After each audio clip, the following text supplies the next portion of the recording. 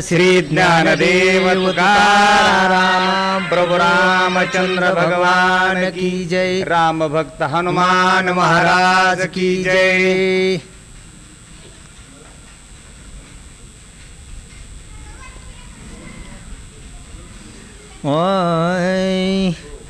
इंद्रजित निजे गजरा परवेशाला लंकापुरा शब्द बंदी श्री रामचंद्र रक्षण वानराती यज्ञे।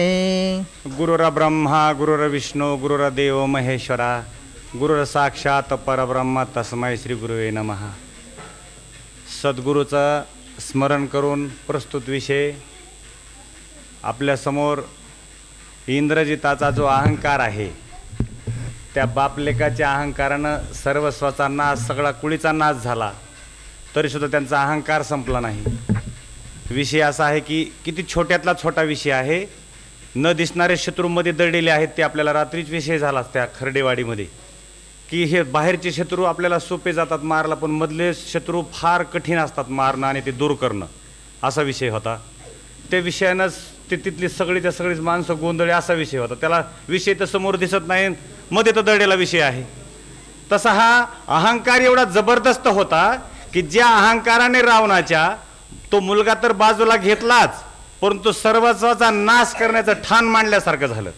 आता राम आणि लक्ष्मण मी मारलेले आहेत ह्या अहंकारा अशा ह्या दुबळ्या अहंकाराने अशा ह्या चुकीच्या अहंकाराने तो इतका उन्मत्त झाला आणि उन्मत्त झाला आणि पुन्हा त्या गावामध्ये त्या नगरीमध्ये जाऊन गजर करू लागला की मी विजयी आहे, मी विजयी झालो आहे। जे राम आणि लक्ष्मण असाध्य शत्रू होते ते आपल्याला मुठीत येत नव्हते, ते आपल्याला आवरत नव्हते परंतु मी त्यांच्यावर विजय मिळाला, मी त्यांना नामशेष केलं, मी त्यांना मूर्छित पाडलं। या अहंकाराने हा असलेला इंद्रजित आणि तो आपला मोठा स्वतः वर्णन तो करतो आहे आणि वर्णन करत तो गावामध्ये गेला नगरीमध्ये गेला आणि आपल्या बापासमोर सांगू लागला। शरबंदी राम सौमित्र शरयक्षणिया वानरवीर पावले पय थोर थोर प्रमसुर वाढीवा।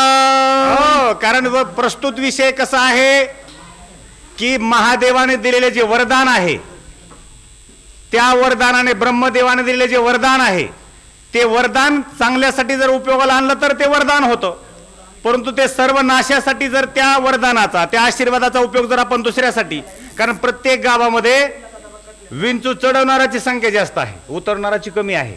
वरदान आहे ते तुम्ही देवाकडे काय मागताय ह्याच्यावर तो देव तर प्रसन्न होणार आहे परंतु तुम्ही प्रसन्न करून घेतलेला देव जर तो समाज हितासाठी आणला तर तुमचं ती शक्ती कायम राहते, तुमचा तो आशीर्वाद राहतो। परंतु असे चमत्कार अशी आपलेली शक्ती असले मिळालेले हे ज्ञान जे सर्वनाशाला कारणीभूत ठरत आहे, समाजाचा अनहित करत आहे, समाजाचा नाश करण्यासाठी हे जर ज्ञानाचा उपयोग करत असाल आता हे किती त्याच्यात वस्तुस्थिती आहे ते मला माहित नाही विंचू चढवणे उतरणे परंतु ते आहे म्हणजे याचा अर्थ समाजामध्ये ती सुद्धा एक वर्ग आहे की नाही मला उंच चढवता येतो आहे। बरेच आता झालं चावलं की म्हणतात की जाऊ नका मोठ्यानं रडू नको बाबा त्या माणसाला शेजारच्या चढवायला येतोय कसं करायचं आता जर त्याला विंचूच चढवतो अरे बाबा शिकायचं तुला विंचू उतरायचं शिकायचं तू चढवायचं कशाला शिकतोय। तसं जर तू ब्रह्मदेव तुला एवढे मारे काय देणार नव्हते तुला फक्त कोणताही राक्षस देवाला प्रसन्न करणे आणि काय करायचं तुम्हाला त्या समोरच्या माणसावर विजय त्या समोरच्या माणसाचा नाश करणार एवढीच मागणी मागितली। मला समाजाचं हित करायचं आहे, मला समाजाचं भलं करायचं आहे। तुम्ही चारच माणसं आहात त्या चारच मावशी आहेत पण तुम्ही समाज हित प्रत्येक नाही बाबा दररोज आम्हाला शक्य परंतु प्रत्येक सोमवारी आम्ही निष्ठेनं हनुमानजीच्या समोर बसणार आहोत आणि आमच्या गावाचं भलं व्हावं एवढा छोटासा संकल्प घेऊन हा तुमचा छोटासा एक ज्ञान यज्ञ चालू आहे। त्या यज्ञाच्या बरोबर छोटा मोठा पाऊस पडू लागला कशाच्या जीवावर आहे। आमच्या बाहेर गावाला तोडायला गेली माणसं देवा हनुमंता तुम्ही सुखी ठेवा आणि ती जरी तिकडे गेली तरी त्यांना समाधान मिळावं म्हणून इथं जे त्यांना पेरला असेल जी छोटी मोठी त्यांचा जो प्रपंच आहे तो प्रपंच सुखी व्हावा हीच एक मागणी ना त्याच्यासाठी हा चाललेला तुमचा उठा ठेव आहे हा प्रपंच त्याच्यासाठी आहे। म्हणून हा परमार्थ प्रपंच जर करायचा असेल तो सुखी व्हावा याच्यासाठी धडपडणारे तुम्ही हे 4-5 माणसं आणि तो खरोखरच त्या हनुमंतानं तुमचं घराणं ऐकावं ह्याच्यासाठी असलेली धडपड। परंतु इथं मात्र वेगळं आहे त्यांना फक्त एकच आहे आमचा आग्रह आमचा दुराग्रह आहे आम्हाला त्या राम लक्ष्मणाचा नाश करायचा। का नाश करायचा तर त्यांनी सगळेचे सगळे ही सर्वसामान्य आदिवासी सगळे समाज एकत्र केला आणि रामराज्य आणण्यासाठी धडपड आहे म्हणून त्यांना संपवायचं आहे। बघा यांचं हे स्वप्न कशासाठी स्वप्न संपवायचंय तर फक्त रामराज्य होणं आहे आणि आमचंच कुठंतरी झालं पाहिजे. त्या प्रत्येकाच्या घरामध्ये रावणाचा फोटो लागला पाहिजे, देवाचा नकोय. म्हणजे देवघर बंद होती, देव मुठीत होते. या शब्दाचा अर्थ असा आहे, आपण देव मुठीत म्हणलं की वाटतं स्वर्गातले देवानं बगलात आणून बांधले का की. देव मुठीत या शब्दाचा अर्थ देवघर तुम्ही उघड नाही पाहिजे. तुमच्या देवाऱ्यातले देव तसेच बंद असले पाहिजेत, ते बंद ठेवा आणि त्या घरात माझा फोटो लागला पाहिजे. बरेच अलीकडे दुराग्रही काही नेते आहेत, कस काय तुमच्या घरी आलतो पण दुसऱ्या माणसाचा, दुसऱ्या नेत्याचा फोटो दिसलाय आणि माझ्याकडे तुम्ही काल तर अर्ज काहीतरी आम्हाला मिळावं म्हणून माझ्याकडे अर्ज करता तुम्ही, नोकरी मिळावी, आम्हाला अनुदान मिळावं, आणि त्या घरात तर माझ्या विरोधकाचा फोटो आहे. हे कसं काय अनुदान तुम्हाला देणार आहे? म्हणजे बघा, विंचू चढवणारी जमात. अरे बाबांनो, तुम्ही आशीर्वाद तर घ्या ना. तुम्ही घराघर दारादारामध्ये फिरा, आशीर्वाद घ्या. जर तुम्ही आशीर्वाद घ्या त्यांचा घेतला, जर तुम्ही त्यांच्या गळी उतरलात, हृदयापर्यंत जाऊन जर तुम्ही स्पर्श केला त्यांचा, तर निश्चित तुमची ती माणसं होतील ना. ती तर माणसंच आहेत ना. त्यांना कुणावर तरी प्रेम करायचं, पण तुमचा प्रेमाचा ओलावा जर त्यांच्यापर्यंत नाही पोहोचला तर ती माणसं तुमची कशी होणार आहेत? नुसत्या 5 वर्षाला जर आपण गेलो, बरं का आम्ही रावणाच्या पक्षी येतो, तुम्हाला जर असं नाही केलं तुमचं बघू पुन्हा दुसऱ्या वेळेला. तुमच्या विहिरी कशा तयार होतात, तुम्हाला घरं कशी मिळतात, असं जर म्हणत असं तर आपण म्हणतो बाबा हे पुढच्या वेळेला नकोय बाबा, हे तर आम्हाला दाब टाकतंय. बघा, मी एक तुमच्यातला घटक आहे, मी एक सर्वसामान्य आहे. जर तुम्ही मला संधी दिली, मी तुमचं सेवन करेल आणि दररोजच्या दररोज आल्यानंतर सुद्धा जर तुमच्या प्रत्येकाच्या सुखदुःखामध्ये सामील होत असेल, तो त्या तांड्यावर जात असेल, वस्तीवर जात असेल आणि घराघरामध्ये सुखदुःखामध्ये सामील होत असेल, तो माणूस आपला होतो का?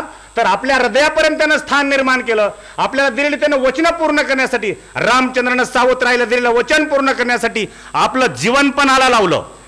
सावत्राईला दिलेलं वचन आहे माझ्या बापाने, आणि ते जर मला जिवंत करून दाखवायचं असेल, खरं तर करून दाखवायचं असेल माझा सावत्र भाऊ. पण जगाच्या इतिहासामध्ये अशी नोंद होऊ देणार आहे मी की मी माझ्या सावत्र भावासाठी सुद्धा 14 वर्षाचा नाश, मी 14 वर्ष माझ्या वनामध्ये काढू शकतो आणि माझ्या सावत्र भावाचा राज्याभिषेक करू शकतो. एवढं मोठेपण मला दाखवायचं आहे. कारण जर मी नाही दाखवलं तर पुढच्या पिढ्या कशा चालतील? जर मी नाही हे केलं, मी जर आज वचन मोडले, रामचंद्राच्या पुढे बऱ्याच वेळा लक्ष्मण येतात, रामा तुम्ही शांत बसा, मी या दशरथाला बांधतो, कैकेयीला बांधतो आणि तुम्हाला राज्याभिषेक करतो. त्यांनी सांगितलं, अरे हे तर सगळे करत आलेत ना, मग मारामाऱ्या तर सगळे करत आलेत घराघरामध्ये, आपल्याला वेगळं काहीतरी करून दाखवायचं आहे. असू दे सावत्र भाऊ, पण सावत्र भाऊ सुद्धा कधी कधी किती प्रेम करू शकतो, हे प्रेमाचं उदाहरण मला जगाला दाखवायचं आहे. म्हणून लक्ष्मणाला असं करता येणार नाही. लक्ष्मण खाली बघत असे. आपण बऱ्याच वेळेला बघितले, सगळे तुम्ही ज्ञानवान मंडळी आहात आणि त्याच्यातले जाणकार आहात, की लक्ष्मणाचा आणि रामाचा संवाद नेमका कसा असायचा, लक्ष्मण का शांत होत होता प्रत्येक वेळेला लक्ष्मणांना. कारण मगच महाराजांनी सांगितले की तो शेषाचा अवतार आहे. शेषाचा अवतार असा, याचा शब्दाचा अर्थ असा आहे की तो इतकाच जहाल आहे, तो कुणाचा ऐकायला तयार नाही, तात्काळ लगेच फणा काढून लगेच त्याच्यावर धावण्याची तयारी. पण रामचंद्राजवळ चावी होती. रामचंद्राने त्याचे हे विषारी दात बाजूला केले होते आणि फक्त त्याच्या शक्तीचा उपयोग. ए लक्ष्मणा, तू माझं ऐकत चल बाबा. एकमेव असं पात्र आहे की किती जरी रागीट होतं पण तो रामाच्या पुढे मात्र नतमस्तक होत असं. हे अशा पद्धतीने या ठिकाणी इंद्रजित आपलं घोड दामटत आहे, गावामध्ये नगरीमध्ये जाऊन आपला डोंबारा पिटत आहे की मी विजय मिळवला, राम लक्ष्मणाला मी त्यांचं पानिपत केलं. हनुमंत अंगदाने निळ, सुशेना कुमुदाने नळ, सान प्रवस्था वीर प्रबळ, रण कलोळ शतबळी. अरे आमच्या लंकेला नुसती राम लक्ष्मणाची भीती नव्हती बाबा. मोठ्यानं गर्जनं भर सभेमध्ये हा इंद्रजित बोलतोय आता. अरे आपली लंका किती धोक्यात होती, कुणाकुणापासून धोका होता. अरे हनुमंत नावाचं माकड गेल्या महिन्यामध्ये आलं आणि त्यानं सगळे आपल्या दाढी मिशात जाळल्या, नग्न केलं. गावामध्ये एक चिंदी सुद्धा उरली नव्हती. दिवाळीला आणलेले एवढे मोठे कपडे जाळून टाकले त्या शेपटीच्या नादामध्ये. नागव केलं आपल्या लंकेला, नागव एका वानराने. अरे त्याच्याजवळ तर हजारो असले वानर आहेत. त्याने तर काय केलं असतं, दानादान आपल्याला एक दाना खायला ठेवला नसता. म्हणून नळनील असू दे, जंबुवंत असू दे, हनुमंत असू दे, या सगळ्यांचा आज मी त्यांची जिरवली, त्यांचं पानिपत केलं, त्यांना तिथं नेस्त नाबूद केलं आणि मी विजयाचा डंका घेऊन आपल्या नगरीमध्ये आलोय. आज आपली खऱ्या अर्थानं दिवाळी सुरू झाली. असा तो मोठ्यानं बोंब मारून सांगू लागला. गज गवाक्षे पवन रंबा, जामुवंत ऋषी शरभ, व्रतू वानर सोये सुप्रभ सैन्य संभार सज केला. काय वानरांची सेना जरी दिसायला सामान्य दिसत होती बाबा, ती रामाची सेना काही पगार मागणारी सैन्य नव्हतं, परंतु ते किती बलवान आहे. ते स्वबळावर स्वसामर्थ्यावर एवढं बलवान आहे. अरे शेतातली अरे झाडं पालं खाणारी ही वानर, शेतामध्ये जाऊन फळं खाणारी वानर, त्यांना काही मेजवान्या लागत नव्हत्या. इकडं रावणाच्या दरबारामध्ये सगळे ही मेजवान्यावाली माणसं, तिथं मात्र सगळं चमचमीत खाऊन मात्र पाय लांबून बसलेली ही माणसं. ह्या आपल्या एवढ्या मोठ्या चैनीमध्ये हे पोचलेले सगळेच्या सगळे ह्या रावणानं वीर, तिथं मात्र एकाचाही पाडावा लागला नाही का. नैसर्गिक शेतीमध्ये जगणारी ही माणसं आहेत. आदिवासी समाज रामचंद्राने एकत्र केलेला आहे. आणि आमचे आदिवासी असू दे, आमचे वानर जमातीचे असू, अस्वल जमातीची सगळी माणसं असू द्या, पण त्यांच्यामधले सामर्थ्य बघा का, तर त्यांना कधीच दवाखान्यात जावं लागत नाही. त्यांच्यामध्ये डॉक्टर आहेत, नळलेले जांबवंतासारखे एवढे मोठे, सुसेनासारखे. कारण काही ठिकाणी मतभेद आहेत रामायणामध्ये सुद्धा. आता हे सुसेन बैराच्या वेळेला सांगितलं की तो वानरातलाच एक अशा वैद्य होता, आणि आपल्या एकनाथी रामायणामध्ये सांगितलं की तो त्या रावणातून उचलून आणला. त्याच्याशी काही घेणं देणं आपल्याला. परंतु आपल्या ज्या सुखसुविधा आहेत, आता उदाहरणार्थ ते फेटेवाले मामा आहेत, त्या फेटेवाल्या मामाच्या काळामध्ये विचारायचं आपण की तुम्हाला दवाखाने वगैरे काही होतं का बाबा. ते बाबा म्हणतील नाही, आम्ही घरीच, आमच्या घरी गाई म्हशी असायच्या, दही दूध तूप लोणी खाऊन आम्ही बलवान होतो, आमचे कधी सांधे दुखले ना आम्हाला माहित नाही. त्यांची नातरुंड काठीवर चालायला लागली.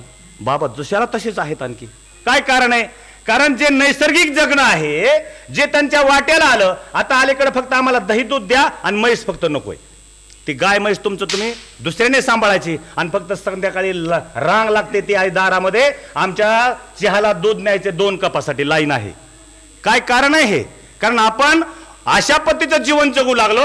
आणि आपण होऊन पुन्हा आपण जर ह्या सगळ्या गोष्टी कधी कळतात आपल्याला, आपण जेव्हा डॉक्टरच्या दारामध्ये रांगेला उभे राहतो की माझं असं असं दुखतंय, आणि आता माझे सकाळी आलो तरी माझा नंबर आला नाही बघा, त्यावेळेला खरी किळस आपल्या जीवनाची निर्माण होते.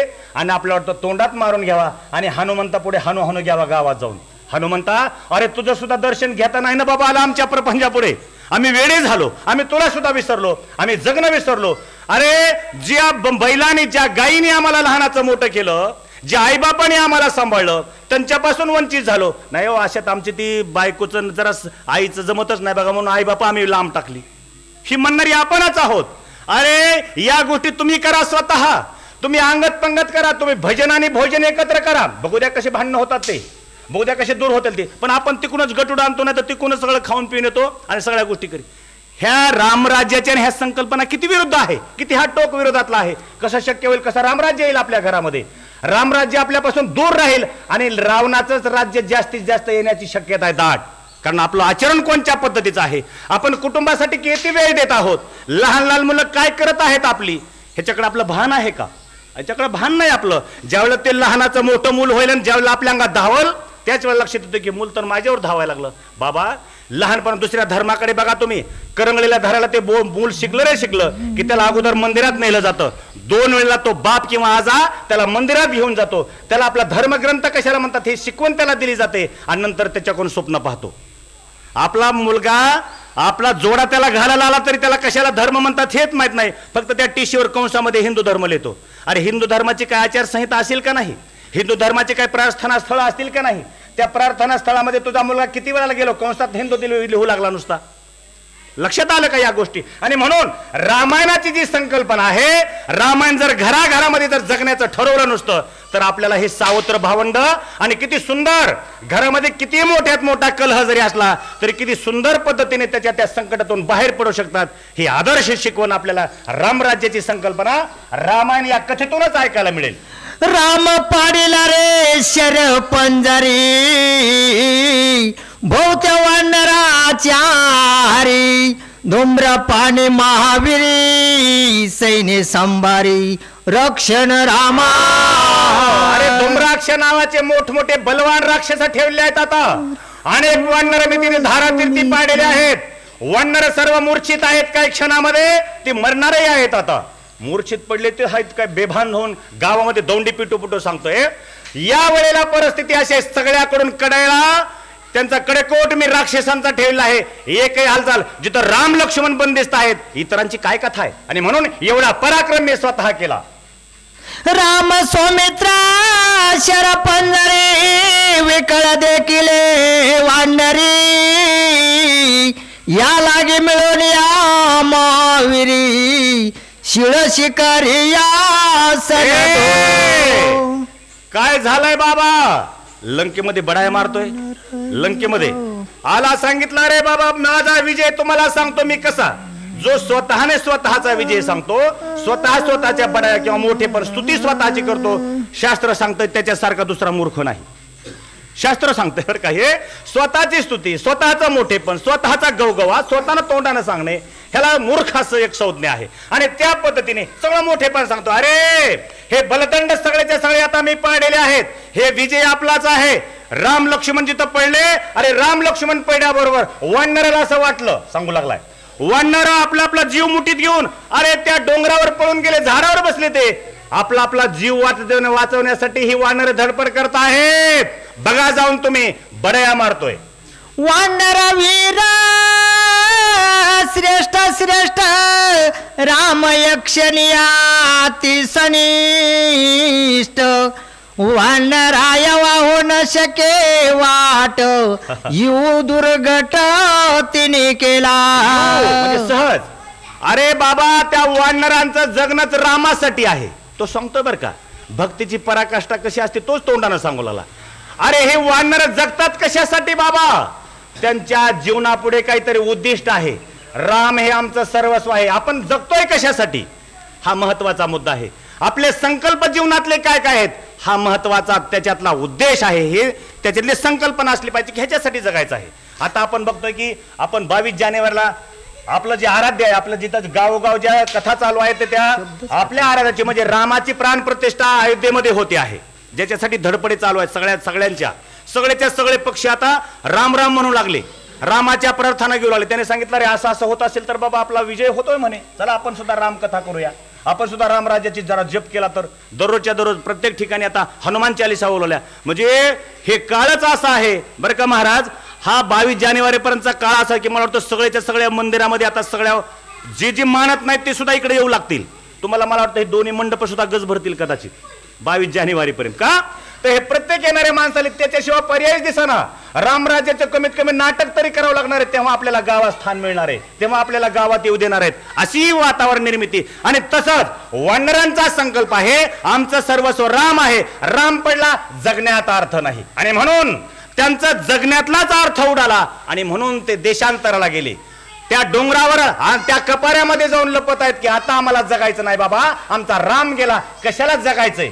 वानरांची संकल्पना अशी आहेत. वानरांचं एवढं मोठं जगणं आहे आणि आपले काही संकल्प आहेत का? आपण का जगतोय? परवा दिवशी आमच्या इथं एका तरुणाने 45 वर्षाच्या तरुणाने आत्महत्या केली. काय जगणं आहे का हे? कशासाठी जगतोय आपण? अरे जर तुमच्या पुढे आत्महत्या हा शेवटचा उपाय दिसला, तुमचं हे जीवन कशासाठी आहे ह्याचा अर्थ कळाला नाही तुम्हाला. त्या आईबापाने काय केलं असेल, तुमच्या जीवावर केवढं मोठं घर अवलंबून होतं आणि अख्खं जीवन जर तुम्ही अशामध्ये सोडत असाल आणि हजारो माणसं जर तुमच्या नावानं रडत असतील, हजारो लोकांचे तुम्ही जर पैसे आपापाचा माल गप्पाला देऊन जर तुम्ही असे पळपुटे मार्ग स्वीकारत असाल तर तुमच्यासारखा मूर्ख तुम्हीच आहात. म्हणून या गोष्टीची जाणीव ठेवा. वानरांचे संकल्प आहेत. त्यांना घर प्रपंच होता का? त्यांनी घर बांधली होती का? अरे झाडावर राहणारे हे आदिवासी, झाडावर राहणारी ही वानर जमात, पण त्यांचा सुद्धा राम हे सर्वस्व आहे. रामासाठी आम्हाला जगायचं आहे म्हणणारी वानर आहेत आणि आपले मात्र संकल्प काहीच असत नाहीत. म्हणून आपल्या पुढे नेहमी अंधार दिसत राहतो. म्हणून आपलं सुद्धा राम हे आराध्य असू द्या. आपल्याला सुद्धा जगण्याला एक उमेद येणार आहे, आपल्या जीवनाला जगण्याला काही दिशा दिसणार आहे. अशा पद्धतीचा संकल्प या ठिकाणी सगळ्याच्या सगळे वानर करतात. शरबंदी राम स्वमित्र बाणे भेदिलिया गात्रे गात्र रीत ठाव नाही तिळ मात्र पाडिले वीरया निष्ठती. निश्चितपणे रामाच्या शरीरामध्ये जेवढे म्हणून रोम आहेत त्या प्रत्येक रोमाला माझा बाण खोचलेला आहे. आणि म्हणून राम आता हालचाल करत नाहीत आणि राम निश्चित आहेत. म्हणून सगळेच्या सगळे गलित गात्र झालेले आहे. रामाची सेना आता सेना उरलीच नाही, ती आता गतप्राय झालेली आहे, मृतप्राय दिसत आहे, असा तो इंद्रजित बड्या मारून सांगू लागला. आईशी देखोनिया दोगाशी भय त्रास सुग्रीवासी अश्रू स्रवती लोचनाशी उसका भोक्षिया पुंदत मोठ्यानं रडायची वेळ आली सुग्रीवावर आता. अरे बाबा आपण जो पक्ष बदलला तो पक्षातली सगळेच्या सगळे माणसं पडली. पंचायतच झाली म्हणलं आता माझी. विनाकारणच काल ह्या पक्षात आलो सगळे सगळे सीट गेले म्हणलं माझे. रडायची वेळ आली म्हणला मंदिरात जाऊन रडत बसलाय तो आता. काय केलं बाबा केवढी मोठी चूक झाली माझ्याकडून. मला तर काही स्थान मिळणार नाही आता. माझा राज्याभिषेक झाला होता रामचंद्राने नाम तिलक केला की मी तुला राज्य करतोय. काय करावं.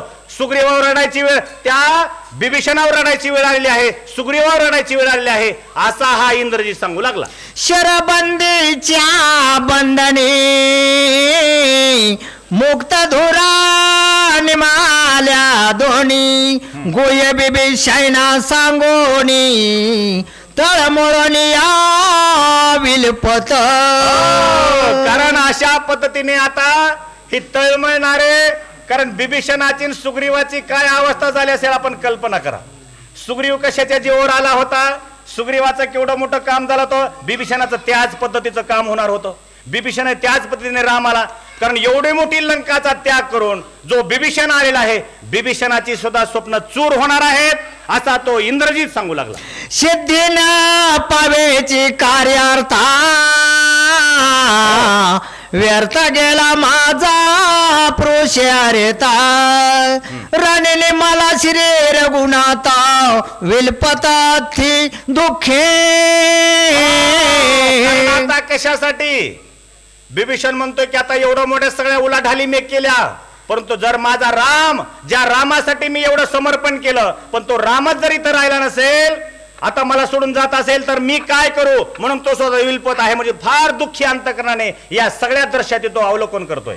भाक दिदली श्रीरामाचरणी सीताने लिया बंदी पासोनी रामने मला शरबंधनी श्रीराम ऋषी आणि आम्ही उरलो. कारण आता एवढी मोठी केलेली प्रतिज्ञा ती प्रतिज्ञा निष्फळ ठरत आहे आणि ती प्रतिज्ञा कारण सीतेची शुद्धी आणि सीता त्या दुःखातून सोडवणे सीतेची सुटका ही प्रतिज्ञा रामचंद्राची होती. पण ती प्रतिज्ञा आता निष्फळ ठरली. राम गलितग्रस्त होऊन पडलेला आहे.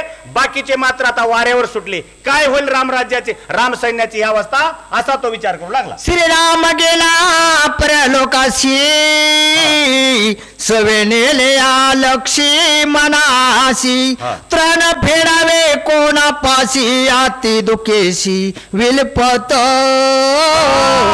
कारण रामचंद्र गेलेले आहे. ज्या रामचंद्राने मला वचन दिलं रामचंद्र गेले बरोबर लक्ष्मणाला नेलं. आता काय करायचं कशासाठी हा सगळा उठाठेव आहे.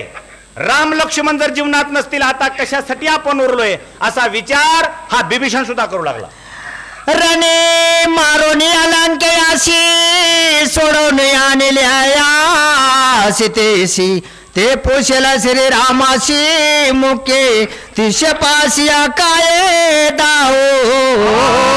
कारण आता सीतामाईला ही जर घटना कळाली माझी सुटका करण्यासाठी रामचंद्राचं आगमन झालं परंतु ही रामचंद्रावर आली केवढी मोठी आपत्ती आहे. सीतामाईची काय अवस्था होणार आहे असा विचार करू लागला. रडते पडतात निर्दैव म्हणाला न पुसके सुग्रीव रामांथरला जीवाची जीव प्रताप दाऊ कोणाशी. कारण ह्या सगळ्या प्रतिज्ञा आता सगळेच्या सगळे माझं जे सैन्य आहे वानर सेने म्हणते ना आमचा राजाच नपुसक आहे. अहो केवढ्या प्रतिज्ञा केल्या परंतु काय त्या निष्फळ ठरल्या. माझी प्रतिज्ञा गेली का माझे राम लक्ष्मण गेले. राम लक्ष्मण गेल्यानंतर माझ्या प्रतिज्ञेचं काय होणार आहे आता असा विचार सुग्रीव वारंवार करतोय आणि आला नाना तऱ्हेचं दुःख त्याला होतंय. त्याच्या डोळ्यातून अश्रुधारा वाहू लागल्या. माझ्या अंगी अति पुरुषार्थ शेने निर्धारलेल्या लंकानाथ रणी उपठीने इंद्रजित तोरे रघुनाथन भेटे. सांगतोय माझ्या जवळ काही बळ कमी नाही. माझ्या जवळ एवढी मोठी शक्ती आहे. एका क्षणामध्ये इंद्रजिताचा बिमोड करून रावणाचा नायनाट करून या सगळ्या गोष्टी सीतामाईची सुटका करणार आहे. पण माझ्या या बळाला माझ्या रामाची साथ नाही. या सगळ्या गोष्टी कशासाठी करायच्या आहेत? केवळ रामासाठी. आणि जर माझा रामच नसेल तर या सगळ्या उठाठेव ही पळापळ कशासाठी आहे? मग ही माझ्या जीवनातली धावपळ सगळी थांबणार आहे. म्हणजे राम हा जीवनातला जर नाही वजा केला तर त्या जगण्याला काहीच अर्थ उरत नाही, असा विचार सुग्रीव वारंवार करू लागला. रणिनी माला रघुनाथ ईसा म्हणून यथार्थ श्रीराम दुःखे दुःख विभूत सुग्रीव प्राणात करू पाहे. सुग्रीवानं सांगितलं माझ्याकडे सगळं सामर्थ्य आहे, माझी सेना आहे, राज्य आहे, सगळं काय आहे, पण माझ्या जीवनात जर रामच नसेल तर या जगण्याला काय अर्थ राहिला. आणि म्हणून त्यापेक्षा हे रामा, ज्या रस्त्यानं तुम्ही गेला, जो मार्ग तुम्ही निवडलाय त्याच मार्गाने हा सुग्रीव सुद्धा येत आहे. कारण माझ्या जीवनाला तुम्ही आकार दिला. माझ्यासारखा सर्वसामान्य जीव जो प्रपंचात अडकला होता, मला तुम्ही समज दिली, मला सावध केलं आणि मला मार्ग सांगितला. आमच्यासारखे माकड जमातीची माणसं, उभ्या उभ्या खाणारी माणसं, कुठेही जाऊन खाणारी माणसं, धाब्यावरच खाणारी माणसं, पण तुम्ही आमच्या गावाला आकार दिला, आम्हाला माळा घालायला लावल्या, माकडाला सुद्धा, आणि तुम्ही माणसात आणला, आम्हाला माणसं बनवलं. हे रामा, आणि तुम्ही आम्हाला सोडून जाताय का रामा? आम्ही जगायचं आता कुणाकडे बघून? रामा रामा, आम्ही जिवंत राहू शकत नाही रामा, आम्हाला जगण्यालाच आता अर्थ उरला नाही. श्रीराम मागे राहणे ते तव मज निंदे जीने. राम विरवे हे प्राण देणे या लागे कारणे उदत. याला जगणं असं नाव आहे. जगणं काय कमी होतं सुग्रीवाकडे? तो परत जर आला तर त्याला कोण विचारणार होतं काय झालं म्हणून? त्याने सांगितलं ज्या राजानं मला नेलं तो राजाच गेला, त्याच्यामुळे मी माझं सैन्य परत घेऊन आलो. त्यानं सांगितलं नाही, आमच्या जीवनाला आकार देणारा आमचा राम, तो राम आम्हाला सोडून गेलेला आहे. आम्ही सगळंच्या सगळं त्याच्या बाजूने आलो. आमचं सैन्य इतस्ततः पडलेलं सैन्य, वानर जमात, आदिवासी आम्हाला कोण विचारत होतं? कोण? सुग्रीव. आम्हाला स्थान होतं? काहीच नव्हतं स्थान. ही जीवाची एक भाग आहे. हे सामान्य जीव होता सुग्रीव. जी सुग्रीवाची भाग आहे तीच आपली भाग असली पाहिजे, तीच आपली करुणा असली पाहिजे, ती आपली विनंती असली पाहिजे. रामा, कशासाठी उठा ठेव हे? या प्रपंचाची उठा ठेव कशासाठी? या सगळ्याच्या खेटर मी का खातोय? का दररोजच्या दररोज हजारो लोकांचं बोलणं? केवळ रामा तुझ्यासाठी. या प्रपंचात का अस्तित्व मी टिकून ठेवलं? रामा तुझ्यासाठी, तू मला मिळावास म्हणून घरातल्यांचं सगळ्याचं बोलणं, गल्लीतलं बोलणं खाल्लं, गावातलं बोलणं खाल्लं, पण हा परमार्थ मोडला नाही. 5च लोकांना घेऊन आम्ही बसतोय बाबा, गावानं आम्हाला वेड्यात काढा. हो काय त्या लोकांना कळत नाही, वेडीत ती माणसं काय सोमवारी घेऊन बसतात वेड्यासारखं माणसं, तास विनाकारण जीवनातला घालत नाही. तुम्हाला कळणार ज्या 23 तासाला जो ऊर्जा मिळणारा जे 1 तास आहे बाबा, ते तुम्हाला नाही त्याचा अर्थ कळायचा. तुमचे 23 तास जर जिवंत ठेवायचे असतील तर हा 1 तास तर देऊन बघा ना तुम्ही. 1 तास आले, 1 तास देऊन बघा. आता तो रात्रीचाच तो तास असतोय, पण तो काही अडचणी फार आपण माणसं दूर दूर गेलो, लांब लांब आपल्या वस्त्या केल्या.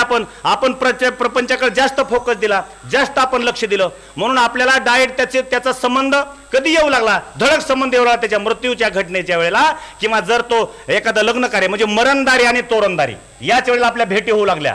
आमच्या पूर्वजांनी तसा विचार केला नाही. बाबांना तुम्ही विचारा, कारण बाबा हे समग्र ग्रंथ असू शकतात, बाबाकडे फार मोठी ठेव असू शकते. नसल त्यांना लिहिता वाचता येत, पण अनुभव सांगते की बाबांनो, आपल्या गावाला एक वेश होती, आम्ही सगळेच्या सगळे त्या वेशीच्या आत सगळे राहत होतो. आम्ही सुखदुःख आम्ही एकमेकाची वाटत होतो. संध्याकाळी आम्ही या चंद्राच्या प्रकाशामध्ये दारामध्ये जेवायला बसत होतो. सगळ्यांच्या भाज्या एकमेकाला आम्ही वाटत होतो. आमची सुखदुःख आम्हाला कळत होती. चेहऱ्यावर एखाद्याचं जर काही दुःख असेल तर आम्ही वाटून घेत होतो. का दुःख आहे ते आम्ही त्याला विचारत होतो. त्या दुःखाचं निवारण केल्याशिवाय आम्ही खात नव्हतो. बाबा सांगतील आपल्याला, तो दिवस आज तितकीच काळाची गरज आहे. आज जे गावोगावने वस्त्यावर आत्महत्या होत आहेत लेकीच्या, मुलीच्या, सुनेच्या, त्याला कारण हे आहे की आपण सुखदुःख वाटून घ्यायला कुणीच राहिलं नाही. कुणाला कुणी त्या सुनेनं कुणाकडे घराणं करायचं? त्या बिचाऱ्या सासूने कुणाला सांगावं की माझी सून मला अशी त्रास देत आहे, माझी मुलं 24 तास पिऊन फिरतात म्हणून मी दुःखी आहे? कुणी त्या बिचारीनं कुणालाच सांगावं? तिच्याकडे ते वेळच नाही सांगायला, कारण शेजारी सुद्धा तिथं राहिला नाही कुणी. मग फक्त पर्याप्त काय आहे समोर? फक्त मृत्यू आहे. मृत्यू हे शेवटचं, तिला द्वार दिसू लागतं. आणि म्हणून या ठिकाणी हा सामान्य जीव आहे. सामान्य जीवाने काय करुणा भाकावी, काय देवाकडे मागावं आणि जगावं कसं हे आपल्याला सुग्रीव सांगतात. सुग्रीव आपलं प्रतिनिधित्व करतायत. सुग्रीव सांगतात की हे रामा, हे सज्जनानो, हे श्रोत्यानो, रामाकडे एकच मागा, अशासाठी जगा की आमच्या जीवनाला आकार देणारे, आम्हाला इथं बसवणारे रामा तुम्ही आहात. आम्हाला या सगळ्या फोकसमध्ये आमच्या हे लाईव्ह दाखवणारे रामा तुम्ही आहात. कोण आम्ही, कुठला गोळे आणि कुठले मिसाळ महाराज, काही घेणं देणं नव्हतं. कशानं बांधलं आम्हाला? प्रेमानं बांधलं.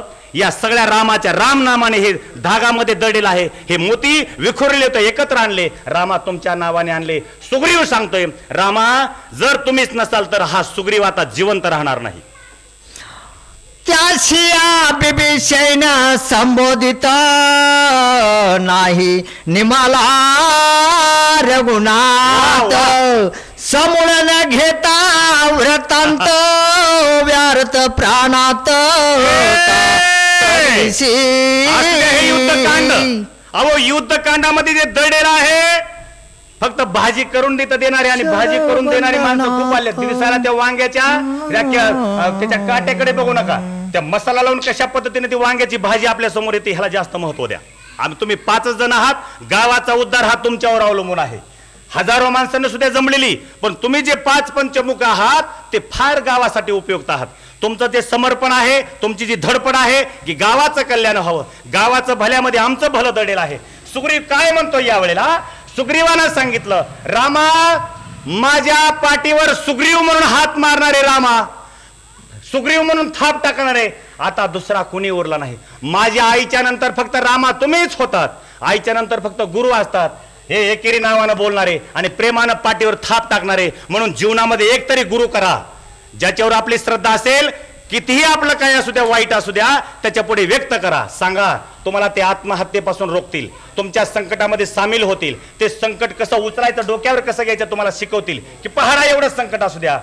सुग्रीवाच्या या वशिष्ठाच्या समोर केवढं मोठं आव्हान आलं होतं, एवढं मोठं आव्हान सहज दिलेलं आहे. कशा पद्धतीने पेलण्याचं काम त्या वशिष्ठांनी या पोरांना शिकवलं. आणि 4 भावंड, सावत्र भावंड कसे पुन्हा एकत्र येऊ शकतात आणि रामराज्याची निर्मिती कसे करू शकतात. जरी मायामध्ये मतभेद असले, बाप जरी ते तडफडून मेला असला तरी सुद्धा बाप मेलाय पोरांनो, तुम्ही चिंता करू नका. आयामध्ये मतभेद असतील पोराने, तुम्ही चिंता करू नका, कारण मी निस्वार्थपणे तुमची सेवा करत आहे. मला 5 पैसे देऊ नका, मी लंगोटीमध्येच बरा आहे. परंतु अलीकडे आपण गुरु असा निवडतो, मोठ्यात मोठी गाडी असलेला, मोठ्यात मोठी दाढी असलेला, मोठ्यात मोठी माडी असलेला, तो बिचारा गावामध्ये येतो. आळंदीला खोली बांधा, ती तुमच्या नावाने 1 लाख जमा करा. नसली 1 लाख बाबाच्या नावावर जमा होत, तो तुमच्या गावालाच येणार नाही. बाबा नव्हते बाबा असं म्हणत. आमचे भगवान बाबा म्हणायचे, मला कोट्यावर जाऊन राहायचं आहे, मला एखाद्या कोट्यातल्या मावशीला भेटायचं आहे. भोगलवाडीचं प्रकरण, एक हल्या कापायला चालवला, हल्या. बाबा तिथं उभा राहिले. त्या गावातले का मामाच्या वयाच्या माणसानं सांगितलं, त्या हल्याच्या पुढे बाबा उभा राहिले आपले भगवान बाबा. सांगितलं, त्या हल्याला कापू नका, कारण त्या हल्या इतकं मांस माझ्या सुद्धा अंगात आहे. त्या हल्याच्या ऐवजी मला कापा तुम्ही, तुमची तृप्ती होणार आहे. जर मांस खाऊन जर तुमची तृप्ती होणार असेल, तुम्हाला उद्याचं अन्न लागणार नसेल तर मलाच कापा ना. मग ह्याला संत असं म्हणतात. आता बाबांनी, महाराजांनी त्याच्यामध्ये नोंद केली का नाही मला हे माहित नाही, पण ह्या अशा ज्या नोंदी आहेत ना, ह्या नोंदी अलिखित असू शकतात, परंतु हे अनुभव सांगू शकतात जुनी माणसं जी बाबाच्या बरोबर फिरलेली आहेत. ज्या वेळेला ह्या घटना घडी, तिथून पुढे त्यांनी तो मांसाचा जो बाजार होता, जी बळी प्रथा होती, ती बळी प्रथा बंद केली म्हणे तिथं. अहो मी त्या दिवशी मला 2-3 घटना कानावर आल्या की ती तुळजापूरची आई असेल, रेणुका आई असेल, किंवा आमच्या गावामध्ये एक दिव्य आहे, तिथं जिवंत बकरे टाकतात म्हणे. ती बघणारे माणसं कोणत्या हृदयाचे असतील. मूर्खानो म्हणलं, कमीत कमी ते कापून तरी खाणं इकडं, एका क्षणामध्ये त्याचा जीव तरी जाईल. पण तुम्ही तडफडताय, ते तडफडत असताना डोळ्याने बघताय, लाजा वाटत नाही तुम्हाला. ते तडफडणारा जीव तिथं तडफडतोय, त्याचा जीव जात नाही लवकर, कारण ते भासतंय जीव, आणि तुम्ही बघताय. कसलं आहे हे हृदय तुमचं. जर असे हृदय शून्य जर आपल्या जमाती जन्माला आले असतील तर काय परिवर्तन होणार आहे. असू द्या ते देवीचे भक्त, मला त्याच्याशी दुजोरा नाही, परंतु हृदयात कुठंतरी आपलं घाण ठेवू नका ना तुम्ही. बाबाचं हृदय बघा, बाबा म्हणतात मला कापा. भगवान बुद्धाचं उदाहरण असंच आहे. एका पक्षाला घेऊन चालले, ते पक्षी, ते एका राजाने घेतलं, तो पक्षी माझा आहे, तो घायाळ झाला, मी त्याला बाण मारलाय. भगवान बुद्ध विचारतात, बाण कशासाठी मारला बाबा? तो राजहंस पक्षी होता. त्याने सांगितलं ते माझं भक्ष्य आहे, दररोज असा एक राजहंस नेऊन मी खातो. त्याने सांगितलं राजहंस मिळत नाहीत, राजहंस कापायचे नसतात. जर त्या मांसा, किती मांस पडतं त्याला? त्याने सांगितलं ते जवळजवळ 10 किलोचा राजहंस आहे. त्याने सांगितलं मी 50 किलोचा आहे, तुला 5 दिवस पुरणार आहे, मलाच काप ना. मग भगवान बाबा एका दिवशी ह्या सगळ्या गोष्टी भगवान बाबांनी भगवान बुद्ध वाचले होते का? कारण संत असतात ते, संताला कुणाला वाचायची गरज नाही, ते स्वयंभू असतात. त्यांच्या जीवनामध्ये येणारे जे प्रसंग असतात ते प्रसंग समाजासाठी असतात. अशा पद्धतीने आज हा सुग्रीव सांगतोय, रामा माझ्या पाठीवर थाप सुग्रीव म्हणून टाकणारे आता कुणीच उरला नाही. आई गेली आणि तुम्ही जर जाणार असाल, हा सुग्रीव आता जिवंत राहत नाही. म्हणत असतील मला राजा, सलाम करणारे 1000 भेटतील, मला महाराज म्हणून माझी स्तुती करणारे भेटतील, पण माझा सुग्रीव आहे असं म्हणणारे आई नंतर तुम्हीच होतात रामा. आता मी जिवंत राहत नाही. चाल पाहोरे शर बंधनात श्रीरामाने मला किया जित समूळ घेऊन आयतारित मोग कार्यार्थ विचारू. कारण हा सगळा प्रसंग अतिशय भावनिक आहे. मी म्हणलं तसा प्रसंग युद्धाचा कशाचाही असू द्या, परंतु हा जर त्याच्यामध्ये गाभ्यामध्ये जर आपण शिरलो तर आपल्या समोर दृश्य दिसेल. काय आहे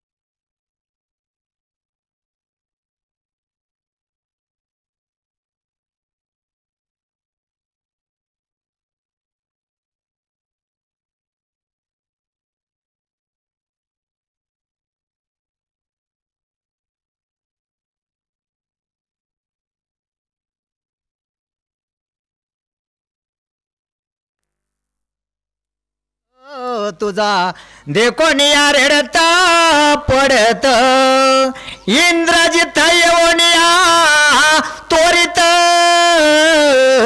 करील घात सर्वाचा. ए सुग्रीवा, तू सरसेनापती आहेस. बघा राजकीय माणसाचं बुद्धिमत्ता कशी असू शकते. आयुष्य ज्याचं त्याच्या दरबारात गेलेला आहे, तिथं आयुष्य घालवलेला हा बिभीषण आता काय सांगतो सुग्रीवाला. जर घरातला कुटुंब प्रमुख रडू लागला, समोर घटना अतिशय वाईट घडलेली आहे, कुटुंब प्रमुखाचं जर कंबर गळाली, घराचा परिणाम काय होईल, त्याच्या घरावर पडसाद काय उमटतील. सुग्रीवा, काय लाज वाटते का तुला? सावरण्याची भाषा असते. एखादी वृद्ध मावशी, एखादा वृद्ध बाबा तिथे येतात आणि कोलमडीला घराला आधार देते. अरे हे प्रसंग कुणाच्या जीवनामध्ये का तुमच्या जीवनामध्ये नव्हेत का? किती दिवस रडत बसताय? हे गावातल्या पूर्ण जागा घरातल्या प्रत्येकाच्या भाकरी आणा आणि ह्यांना अगोदर जीव घाला. सकाळपासून रडत आहेत सगळे. एखादीच बोलू शकते असे, एकामध्ये हिंमत असते. त्यांना माहित होतं हे दुष्ट आहेत, हे बापले बेटे दुष्ट आहेत. असा आपल्याला असला भावनिक प्रसंग हेरतील आणि घाया झालेत म्हणून हल्ला करतील. सावधान हे सुग्रीवा, तुला सावधान व्हावं लागेल, कारण तो इंद्रजित अतिशय दुष्ट आहे. ह्या संधीचा म्हणणार नाही की बाबा ते रडत बसले तर त्या घरी कसा हल्ला करावा. अशी तर संधीचे फायदे उठवणारे काही माणसं असतात. अरे संधी आहे बघा, 500 रुपये आपल्या जीभोला होते, आज 5000 सुद्धा देऊ शकते, कारण त्याची बायको अतिशय सिरियस आहे. कुणाची अवलादही. अरे तुम्ही रावणाचीत का काय? अरे तो बिचारा उलट घेऊ नका ना. बघा तुमची नोंद ते जीवनामध्ये करील की बाबा आमच्याकडून 5 पैसे घेतले नाही, त्याने आमचा प्रसंग बघितला, पण त्यावेळेला 5000 मागणार, कारण 10 बेवर घालवायचेत ना. कारण आपल्याला त्याचा वेळ त्याच पद्धतीने घेतले, तो त्या पद्धतीने गेला. आपण म्हणतो रोड आमचं पोरग 10 वायाला घालून नाही, तुझ्या त्या मुलाच्या विचारानं वायाला गेले. लक्षात आलं का? कारण त्याने विचारच चांगले ठेवले नाहीत. जर त्याने विचार चांगले, बघा त्या कोरोना काळामध्ये काही रिक्षावाले आहेत, त्या रिक्षावाल्याची पोरं कलेक्टर झालेत आता. महाराज ह्या नोंदी बरं का, महाराज इकडे बघा, कारण तुम्ही फिरतात म्हणून ह्या उदाहरणं काय डोळे आम्हाला इतकं फिरणं होत नाही. ही उदाहरणं अवश्य सांगायची की एक रिक्षावाला जर प्रामाणिक असेल, जर कोरोना काळामध्ये रिक्षावाल्याने सामान्यातले सामान्य कामं कोणा मी गल्लीचे पैसे घेणार नाही, त्याची मुलं कलेक्टर झाली या मागच्या परीक्षेमध्ये. कशाची फळं आहेत ही? तुमच्या फक्त सत्यतेची फळं आहेत. तुम्ही सत्य वागलात आणि आपलं हे कर्म, अरे पैसे घेण्यासाठी तर हे जग उरलंय मला, आता पैसे घेण्यासाठी तर बाकीचा काळ आहे, पण हा दुःखाचा काळ मी वाटून घेणार आहे अशी म्हणणारी बोटावर मोजण्यासारखी असते आणि परमेश्वर त्यांना फळच देत असतो. अशा पद्धतीची परिस्थिती त्या सुग्रीवाला समजावून सांगण्याचं काम बिभीषणजी करतात. श्रीरामाच्या हितकार्यार्था प्रतव्रता वेगा तत्वता येऊन द्याव्या विकळता सुरक्षिता श्रीरामा. केवढा मोठा हा स्वबळाचा पराक्रम आहे आणि केवढा मोठा धीराची भाषा आहे या बिभीषणाची. बिभीषण एका दिवशी सोडून आला नाही. बिभीषण सोडून आल्याबरोबर इकडे मुख्यमंत्री झाला. 42 माणसं त्याला वाटलं का 42 मंत्री माझ्या मागे येतील म्हणून. अहो सुरुवातीला बिभीषणाबरोबर तर 5-6 तर आली होती. त्यांना सांगितलं बाद झाली, 5-6 आली तरी बाद झाली, माझ्या कामाची आहे. हो, कशाचा पराक्रम कशाचा आहे? कशाची शक्ती आहे? सत्याची शक्ती आहे. गुदमरला तिथं. अशा जगण्या या मूर्खाच्या हाताखाली जगण्यापेक्षा कोरोना काळामध्ये लपून बसतोय मूर्ख साला आणि पुन्हा आम्हाला सांगतो एक ते लढा. कशाचं लढायचं? आम्ही आमच्या हातात शस्त्र नाही आणि लढा जाणू त्या कोरोना बरोबर. मूर्ख लपून बसला म्हणतो मलाच कोरोना झालाय. 6 महिने कोरोना असतो कर म्हणला तुला, चल माझा मी चाललो बाहेर. 42 माणसं महाग आली इंद्रजिताच्या, त्या बिभीषणाच्या. विजय कुणाचा झाला? विजय त्याचा झाला ना. असा हा बिभीषण आहे. बिभीषणानं सांगितलं अशी गर्भगळीत अवस्था असेल तिथं धीर आपण द्यायचा असतो. ही बाकीची माणसं गर्भगळीत झाले, पळू लागले, मग तू रडायला लागला बघ, हे सगळं सैन्य पळून चाललं. धीर दे त्यांना. ज्या पद्धतीने तानाजी मालुसरे पडले आणि पळू लागले, शेलार मामा सूर्य येतात. अरे बांगड्या भरून पळताय काय? एक आपला सेना तानाजी गेले म्हणून आपण काय आपण नामर्द आहोत का? आपण का बांगड्या भरल्या का? पुन्हा लढा. तानाजी महाराज, तानाजी मालुसऱ्याचं स्वप्न पूर्ण करण्यासाठी आपण युद्ध करून तानाजी महाराजांचं स्वप्न पूर्ण करूया. पुन्हा लढाई करतात आणि विजय हातात घेतात. हेच या ठिकाणी उदाहरण. असे उदाहरणं सांगणं काळाची गरज आहे, कारण सगळं साड्यांना कळतंय असं काही नसतंय. म्हणून काही वेळेला इतिहासातली उदाहरणं सुद्धा सांगणं काळाची गरज आहे. ज्या पद्धतीने हा विजय आहे तसंच बिभीषणानं धीर दिला. सुग्रीवा डोळे पुस, वेळ रडत बसायची नाही. सैन्य सावर आणि सैन्याला सांग रामाचा बदला घेण्यासाठी हा सुग्रीव समोर येतोय. श्रीराम होईले सावधान त्रिसत्य सत्य माझे वचन. कल्पना धरावा आपण ऋषी भाषा वाल्मिकी. वेळ आहेस तू, वेळ आहेस. राम कुठं मरत असतो का? आणि राम मेल्यानंतर आपण जिवंत दिसतो का बाबा? केवढा मोठा हा संकल्प आहे, केवढा मोठे हे बळ आहे, केवढा मोठा मधून स्फूर्तीचं स्थान आहे. बिभीषणाने सांगितलं असं कधीच नाही, माझा राम माझ्या बरोबर आहे, मान विजय तुझ्या हातात येतोय. बघा हे बळ देण्याची, कारण समोरासमोर तर युद्ध करू शकत नव्हता हा. त्याने सांगितलं मी मागून मागून सांगतो तुम्हाला फक्त विजयाचे मार्ग, मला समोरासमोर येता येत नाही, हे सगळेचे सगळे माझ्यावरच तुटून पडतील. पुन्हा अशी काही पात्र असतात तर मागून मागून सत्याचा मार्ग. होय महाराज, ही पात्र काही असे गावोगाव असते ते बाबा मला काही समोर येत नाही, कारण त्या पलीकडून जो उभा आहे ना तो माझा भाऊच आहे सक्का, त्याच्यामुळं मला हे सांगता येत नाही. पण तो दुष्ट असल्यामुळं मी तुम्हाला कानामध्ये काही गोष्टी सांगतो. ही बाजू हे पात्र चांगलं असते, रामायणात बसणारं पात्र असते, पण सत्याचा मार्ग सांगते. तो भाऊ असल्यामुळे मला समोर येतात नाही, पण विजयासाठी तुम्हाला काही महत्वाचे मुद्दे सांगतोय. ते पलीकडे वस्तीवर माणसं राहतात का, त्यांना येता जाता येत नाही, नदी आडवी आहे, त्यांना रस्ता देतो मला, फक्त विजय तुमचा आहे. हे एक असं पात्र असते गुपचूप बसलेलं. त्या पद्धतीने बिभीषणानं टेकन दिलं, विजय तुमचा आहे, राम माझ्या बरोबर आहे म्हणा आणि हल्ला करा, प्रति हल्ला करा. सैना सैनिक प्रधान मिळवून आव्हान रान. श्रीराम रक्षवा आपण सावधान जव होय. एवढा मोठा उभा करण्यासाठी अरे दगडाचीच प्रतिक्रिया, किती मोठा दगड असो दगडाचीच असेल ना, त्यावेळेला तर राम आहे. अरे ते असू दे, राम मूर्छित असू दे, पण संरक्षणाच्या अगोदर चंद्रसेन मुंडे महाराज, सूचक हरिभक्त परायण कोंडराम महाराज चाळक. अशा पद्धतीने या समोर या. ह्या विषयाचा आलेल्या वारदी होय मला सोडून नाही तर पुन्हा मग त्यांना अर्धच कसं काय सोडलं. रामचंद्र आज इथं संरक्षणाची जिम्मेदारी तुझ्यावर आहे, कारण तू सरसेनापती आहेस.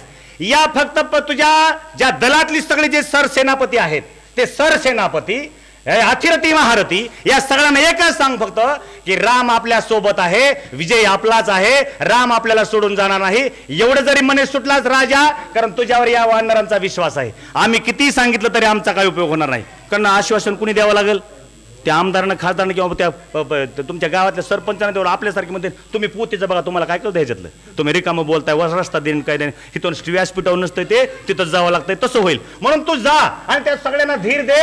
रामाला आपण सावरूचं काम करूया. रामचंद्र आपल्या उठणार आहेत, हा धीर देण्याचं काम तुला करावं लागतंय बाबा सुग्रीवा. असं रडत जर बसलास की हे माणसं आता दुसऱ्या सोमवारी तर आणखी ह्याच्यातले अर्धी कमी असं काय म्हणू नका. माणसं वाढायचं काम हळूहळू पाऊस यायला लागलाय बरं का महाराज. माणसं वाढायचं काम होणार आहे. कशा पद्धतीने तुम्ही मात्र आपला धीर खचू देऊ नका. बिभीषणाचं ऐकत चला. प्रभू रामचंद्र भगवान की जय.